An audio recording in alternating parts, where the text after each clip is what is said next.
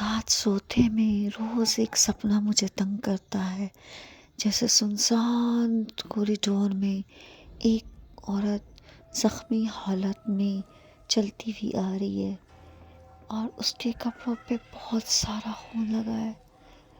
تو کہانی شروع کرنے سے پہلے میں اپنا تعارف کرا دوں۔ میں ہوں سارہ خان اور آپ دیکھ رہے ہیں حادثاتی دنیا۔ یہاں آپ کی سنائی ہوئی کہانی مختلف انداز میں سنائی جاتی ہیں۔ آج کی کہانی ایک نرس کی کہانی ہے جو کہ رات کے ٹائم اپنی ڈیوٹی سر انجام دے رہی ہوتی ہے۔ وہ نرس یہاں کی ایک قابل نرس مانی جاتی ہے۔ آج اس کی ڈیوٹی نیچے والے کوریڈور میں تھی اور وہ اپنی ڈیوٹی کے سلسلے میں نیچے راؤنڈ پر تھی۔ رات کے ٹائم اس کے ساتھی نے اس کو کہا کہ آپ جاؤ اور کوریڈور میں لاسٹ والا جو کمرہ ہے اس کا چیک اپ کر کے آؤ کہ پیشنٹ کی حالت اب کیسی ہے، ہمیں ڈاکٹر کو رپورٹ دینی ہے۔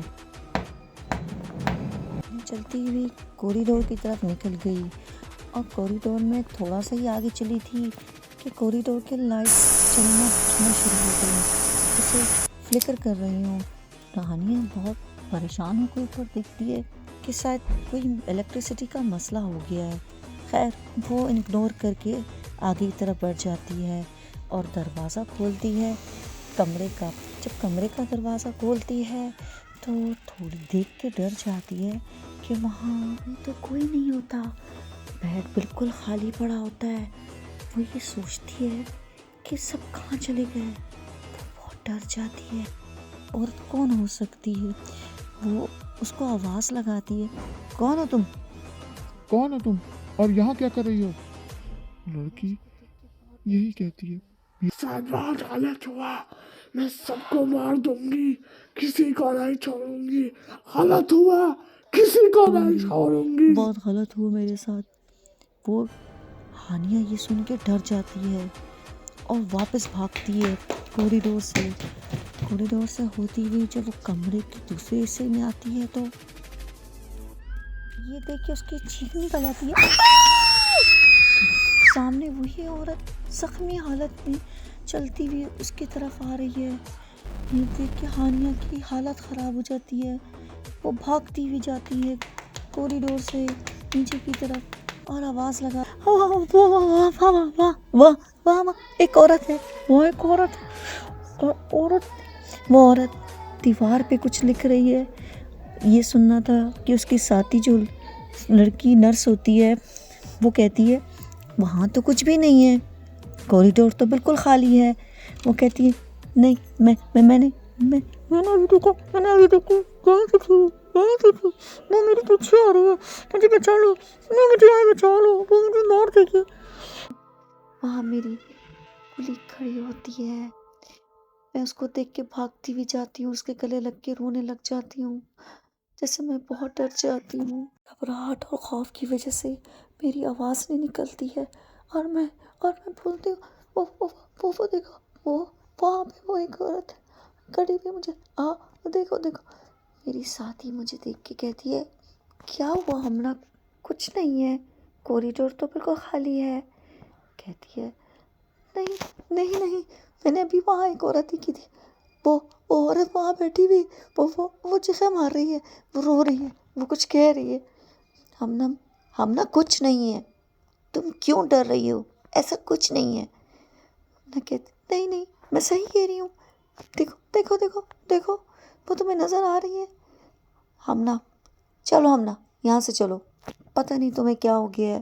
وہ میرا ہاتھ پکڑ کے مجھے کمرے میں لے جا کے بٹھا دیتی ہے اور مجھے پانی دیتی ہے۔ پانی پینے کے بعد تھوڑی میری جان میں جان آتی ہے اور میں اسے سارا بات بتاتی ہوں۔ وہ کہتی ہے ایسا تو کبھی کچھ نہیں ہوا، تمہیں کیوں ایسا لگ رہا ہے کہ ایسے ہے یہاں پہ؟ وہ کہتی ہے اس ہاسپٹل کے روم میں ایک روم ایسا ہے جو ہمیشہ بند رہتا ہے، وہاں ایک عورت لائی گئی تھی جس نے خودکشی کی تھی اور اسے بہت اوپر سے اس نے چھلانگ لگائی تھی۔ اس عورت کو جب ٹریٹمنٹ کے لیے لایا گیا تو اس کی آخری سانسیں چل رہی تھیں، اس کے ہاتھ پاؤں ٹوٹے ہوئے تھے اور وہ چیخیں مار رہی تھی۔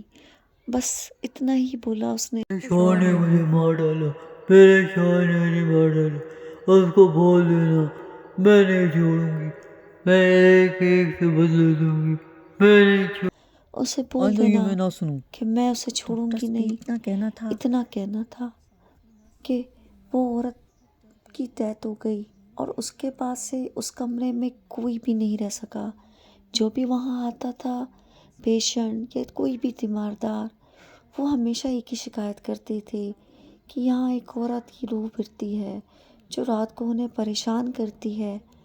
ہو سکتا ہے تم نے اسی کو دیکھا ہو۔ ہمنا کی آواز کانپ رہی ہوتی ہے، اور وہ کہتی ہے ہاں ہاں ہو سکتا ہے، مجھے گھر جانا ہے، مجھے چھٹی چاہیے، میں نہیں رہ سکتی، میں نہیں رات کی شفٹ کر سکتی، پلیز ڈاکٹر کو بولو۔ اس طرح سے میری جو اسٹاف کی وہ مجھے جلدی سے روم میں لے جاتی ہے، اور وہاں جا کے مجھے پانی پلا کر کہتی ہے تسلی سے بیٹھو اور مجھے سب بتاؤ، تمہیں کیا دیکھا، کیا ہوا۔ وہ بولتی ہے میں بہت ڈر گئی تھی۔ شفٹ چینج کر دیں، وہاں پہ نائٹ ڈیوٹی میں ڈاکٹر جو ہوتا ہے وہ ہمنا کی بات سمجھ جاتا ہے کہ ہمنا بہت زیادہ ڈر گئی ہے، اور اسے ریلیکس کرتا ہے۔ نیکسٹ ڈے مجھے ڈاکٹر کی طرف سے اپوائنٹ ملتا ہے کہ آپ کو رات کی شفٹ سے ہٹا دیا گیا ہے۔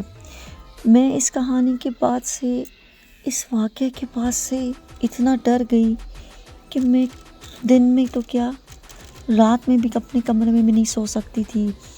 مجھے کیسی نیند میں ہمیشہ وہ عورت نظر آتی تھی جو لنگڑی جا کے آگے سے جا کے غائب ہو جاتی ہے۔ اس کے کپڑوں پہ بہت سارا خون لگا ہوتا ہے۔ اور وہ بس ایک ہی فریاد کرتی ہے، میں کسی کو نہیں چھوڑوں گی، میں مار دوں گی، میں مار دوں گی۔ بعد میں جب میں نے یہ نوکری چھوڑ دی تو پتہ چلا کہ وہ عورت اپنے علاقے کی بہت بڑے بزنس مین کی بیوی تھی۔ اس کے شوہر نے ایک بہت بڑا بزنس سیٹ اپ بنایا ہوا تھا، جہاں وہ بہت امیر اور بہت بڑے بڑے بزنس کرتا تھا۔ اس کی وہاں پہ ایک عورت کے ساتھ تعلقات تھے جس کا اس کی بیوی کو پتہ چل جاتا ہے۔ شوہر کو جب یہ پتہ چلتا ہے تو وہ اپنی بیوی کو راستے سے نکالنے کے لیے اس کو چھت سے دھکا دے دیتا ہے، اور اسی وجہ سے وہ عورت زخمی حالت میں ہاسپٹل کے کمرے میں آئی تھی، اور آج تک وہ اس کمرے میں بھٹکتی ہے۔ مانا جاتا ہے کہ نیوز میں خبر آئی تھی کہ کافی ٹائم بعد اس کا شوہر بھی اسی طرح چھت سے نیچے گر گیا تھا جہاں سے اس کی بیوی گری تھی۔ یہ کہانی سن کے مجھے بہت دکھ ہوا، کیونکہ مجھے اس لڑکی سے ہمدردی ہو گئی تھی جس کے شوہر نے اس کے ساتھ یہ کام کیا تھا۔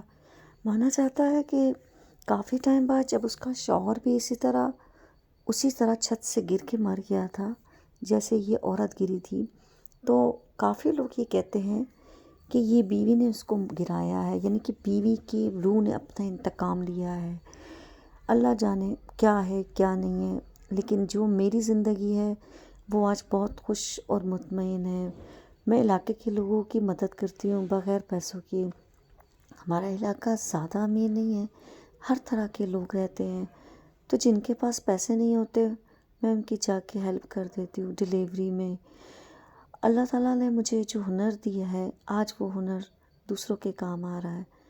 میری سب سے یہی گزارش ہے کہ جو جتنا ہو سکے غریبوں کے کام آئیں، لوگوں کی مدد کریں۔ آپ کو جو سکون ملے گا وہ آپ کو پیسے سے بھی نہیں ملے گا، چاہے وہ کسی بھی معاشرے سے تعلق رکھتے ہوں، چاہے وہ کسی بھی ریلیجن سے تعلق رکھتے ہوں، لیکن ہمیشہ ایک دوسرے کی مدد کریں۔ یہ کہانی میں نے سنا دی تاکہ میرے مرنے کے بعد میری دل پہ جو بوجھ تھا وہ ہمیشہ کے لیے ختم ہو جائے۔ تو کیسی لگی گائز یہ کہانی؟ آج کی کہانی مجھے پنجاب سے بھیجی تھی، نام پتہ انہوں نے منع کر دیا تھا تو میں نے ہائڈ کر دی۔ آپ کو کہانی اچھی لگی تو مجھے لائک ضرور کریں نا، اور سبسکرائب کرنا تو بالکل مت بھولنا۔ تو چلتے ہیں نئی کہانی کی طرف۔ خدا حافظ۔